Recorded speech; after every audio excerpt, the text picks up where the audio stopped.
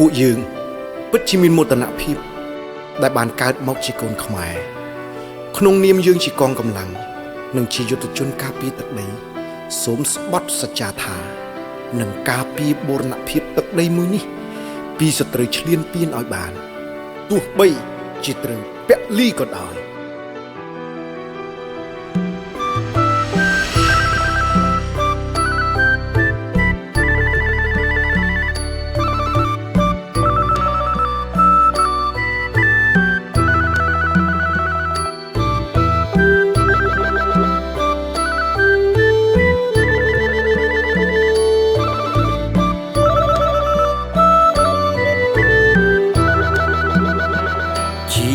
យុទ្ធជនការពារទឹកដីជីវិតមានន័យបានបំរើជាតិប្រជាជនលះបង់តស៊ូលុតដំការពារដែនព្រំការពារទឹកដីខ្ញុំទោះខ្ញុំស្លាប់ក៏មិនស្ដាយជីវិតខ្ញុំសូមជូនជាតិធាតុជូនគ្រួសារការពារសីមាតែនដីសុវណ្ណភូមិបងប្អូនគុំព្រួយមានពួកយើងនៅសង្មរភូមិស្ម័គ្រព្រមលះបង់កុំចាត់ចោលឈ្លានពានសូមគេងឲ្យលក់សូមជួបជុំគ្រួសារផងទាន់សន្យានឹងការពារទឹកដីពួកខ្ញុំជាយន់ការពារបងប្អូនប្រុសស្រីស្លាប់ក៏មានន័យពលីដើម្បីជាក្នុងនាមពួកយើងជាកងទ័ពពួកយើងស្ម័គ្រកាយស្ម័គ្រចិត្តបូជាជីវិតសាច់ស្រស់ឈាមស្រស់ដើម្បីការពារទឹកដីមួយនេះឲ្យរួចផុតពីការឈ្លានពានរបស់សត្រូវមិនថាកាលៈទេសៈណាក៏ដោយពួកយើងស៊ូពលីមិនរត់ចោលទឹកដីនិងប្រជាជនកម្ពុជាឡើយជីវិតខ្ញុំសូមជូនជាតិធាតុជូនគ្រួសារ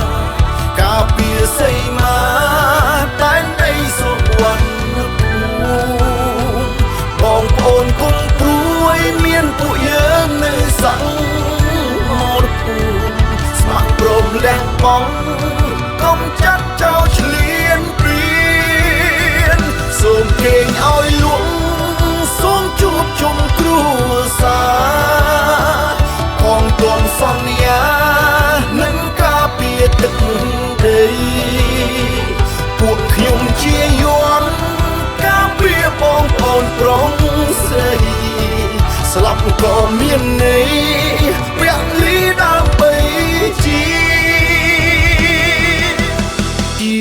កងកម្លាំងថែទាំជាតិទឹកចិត្តពេញព្រៀបការពារកម្ពុជាឆន្ទៈមោះមុតប្រយុទ្ធគ្រប់គ្រាស្ដាប់បទបញ្ជាការពារជាតិយើងសុងចិនស្រង់ឈាមក៏មិនស្រង់ទឹកភ្នែកកងទ័ពចិនដែកស្រែកថាទៅមុខជួមុខជួក្រោយស្រែកថាប្រយុទ្ធពួនដៃសំរុកការពាររដ្ឋថាជីវិតខ្ញុំសូមជូនជាតិធាតុជូនគ្រួសារការពារសីមាតែនដីសុវណ្ណភូមិបងប្អូនគុំព្រួយមានពួកយើងនៅសង្មរភូមិស្ម័គ្រព្រមលះបង់កុំចាត់ចោលឈ្លានពានសូមគេងឲ្យលក់សូមជួបជុំគ្រួសារផងទាន់សន្យានឹងការពារទឹកដីពួកខ្ញុំជាយន់ការពារបងប្អូនប្រុសស្រី ស្លាប់ក៏មានន័យពលីដើម្បីជីពួកយើងសូមសន្យាថាការពារជាតិនិងសាសនាព្រះមហាក្សត្រ